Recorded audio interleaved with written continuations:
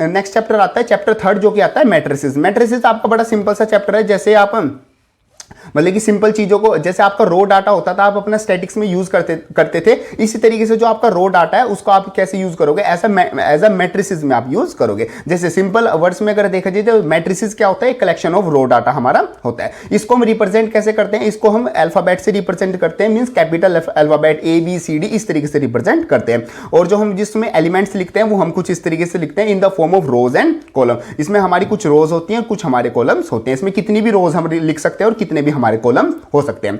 अब यहां पर हर एक जो रो है और कॉलम है उसमें जो एलिमेंट है उसकी क्या होती है, स्पेसिफिक पोजीशन होती है। जैसे जो फर्स्ट पे लिखा हुआ है उसकी फर्स्ट रो और फर्स्ट कॉलम होगा, जो हमारा सेकंड रो में है और फर्स्ट कॉलम में है तो उसकी रो फर्स्ट हो जाएगी और सेकंड कॉलम हो जाएगा। जैसे अगर इसमें A22 लिखा हुआ है तो उसका मतलब कि इसका जो रो है वो भी 2 है और जो कॉलम है वो भी 2। पहले हम उसकी रो बताते हैं फिर उसका कॉलम बताते हैं। जैसे यहां पर अगर लिखा हुआ है A32 तो इसका मतलब हो गया इसका जो रो है वो 3 है और जो उसका कॉलम है वो हमारा 2 आता है। और जो ऑर्डर ऑफ मैट्रिक्स आता है मतलब कितनी रो है और कितनी कॉलम, मतलब उसको M क्रॉस N से हम निकालते हैं। ठीक है, आगे बात करते हैं टाइप्स ऑफ मैट्रिक्स। सबसे पहले आता है कॉलम मैट्रिक्स। कॉलम मैट्रिक्स में जिसमें सिर्फ आपके कॉलम हो तो उसको बोलेंगे कॉलम मैट्रिक्स। रो मैट्रिक्स जिसमें सिर्फ आपकी रो हो। स्क्वायर मैट्रिक्स जिसमें रो और कॉलम आपके क्या हो, इक्वल हो। जैसे 1/1, 2/2, 3/3, 3x3 हमारी इस तरह की मैट्रिक्स होती हैं। ज्यादा 3/3 तक ही आप यूज करते हो, मैक्स टू मैक्स आप 4/4 तक की यूज करोगे। ठीक है, आगे आती है डायगोनल मैट्रिक्स। डायगोनल मैट्रिक्स में मतलब क्या होता है, जिसमें सिर्फ आपके डायगोनल्स पर मैट्रिक्स, डायगोनल्स पर क्या होंगे, एलिमेंट्स होंगे। 1 2 3 4 5 कुछ भी आपके एलिमेंट्स, पॉजिटिव नेगेटिव जीरो कुछ भी आपके एलिमेंट्स हो सकते हैं। मींस डायगोनल्स पे कुछ ना कुछ मैट्रिक्स आपके एलिमेंट्स आपके होंगे। स्केलर मैट्रिक्स में आपका क्या होगा, इसमें भी आपके डायगोनल्स पर ही मैट्रिक्स होंगे, बट तीनों जो एलिमेंट होंगे जो डायगोनल पे हैं वो तीनों आपके क्या होंगे, इक्वल होंगे। मींस 3/3 अगर आप मैट्रिक्स लेते हो तो। आइडेंटिटी मैट्रिक्स में आपके जो डायगोनल्स पर मैट्रिक्स होंगे तीनों 3/3 मैट्रिक्स में वो तीनों क्या होंगे, 1 ही होंगे। और जीरो मैट्रिक्स में सारे जो एलिमेंट होंगे, चाहे वो 2/2 मैट्रिक्स हो, 3/3 मैट्रिक्स हो, उसमें सारे एलिमेंट्स आपके क्या होंगे, 0 ही होंगे। इस तरह की मैट्रिक्स को हम बोलते हैं नल मैट्रिक्स।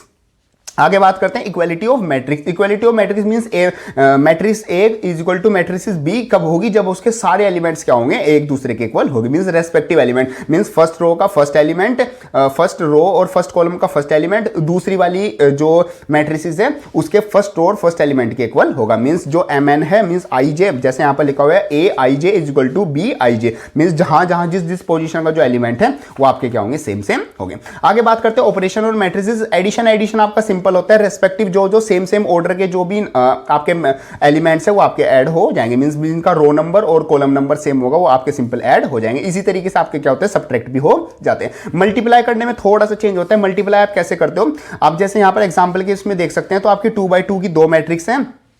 देखो मल्टीप्लाई आप किसी की भी कर सकते हो, चाहे वो आपकी स्क्वायर मैट्रिक्स हो या मतलब स्क्वायर मैट्रिक्स हो, बट आपकी 2/2 को आप 3/3 से भी मल्टीप्लाई कर सकते हो। मींस उसमें रो बस आपका ध्यान क्या होना चाहिए, जैसे एक तो आपकी मैट्रिक्स है 2/3 की, तो जो आपकी दूसरी जो मैट्रिक्स होनी चाहिए वो 3/2 की होनी चाहिए। मींस जिनके जो कॉमन जो लास्ट इसका लास्ट वाला इसका जो एक तरीके से कॉलम हो गया और जो दूसरी वाली का जो रो हो गई वो दोनों आपस में क्या होनी चाहिए, इक्वल होनी चाहिए।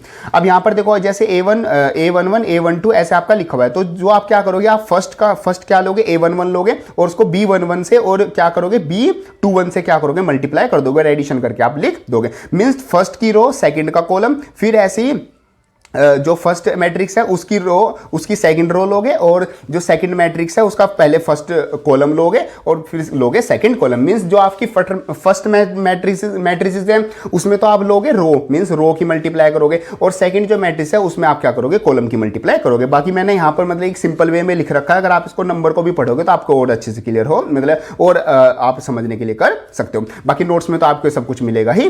बाकी जो नोट्स है बिल्कुल एक तरह से बेस्ट, मतलब रिविजन के टाइप से बेस्ट नोट्स ये आपके हैं। चलो आगे बात करते हैं प्रॉपर्टी। जो प्रॉपर्टी होती है मल्टीप्लिकेशन की वो एक एसोसिएटिव होती है।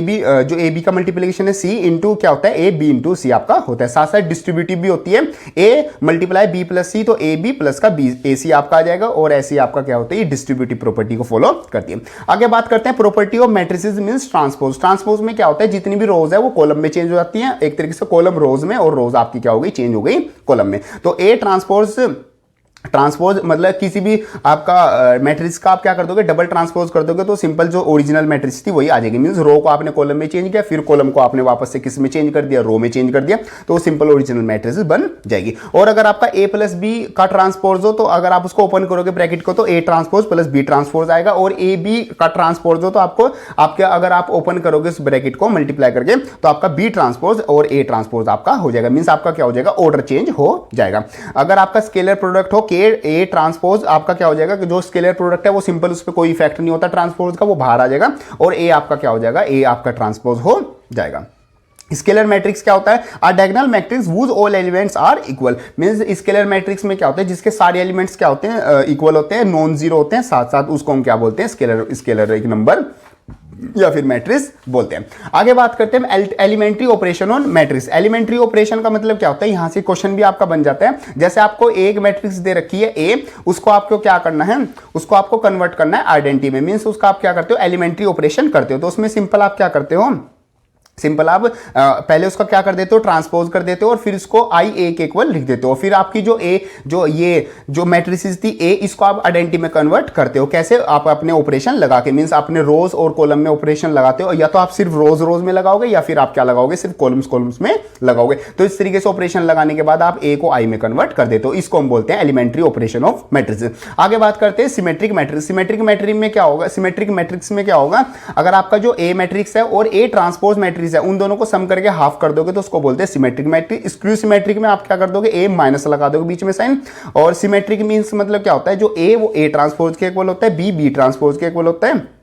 सिमेट्री मैट्रिक्स सिंपल आपका हो गया ए ट्रांसपोज इक्वल टू ए। और यहां पर आप नंबर ऑफ मैट्रिक्स में कितनी आपकी आएंगी, तो वो आपकी 2 की पावर m क्रॉस n आपका आता है। मींस mn मल्टीप्लाई करके mn आपका क्या होगा, m मतलब नंबर ऑफ रोज और n मतलब आपके नंबर ऑफ कॉलम्स। ही आपके सिंपल पॉइंट आते हैं। आई वो आपकी सब अच्छे पूरा चैप्टर समझ में आ गया होगा।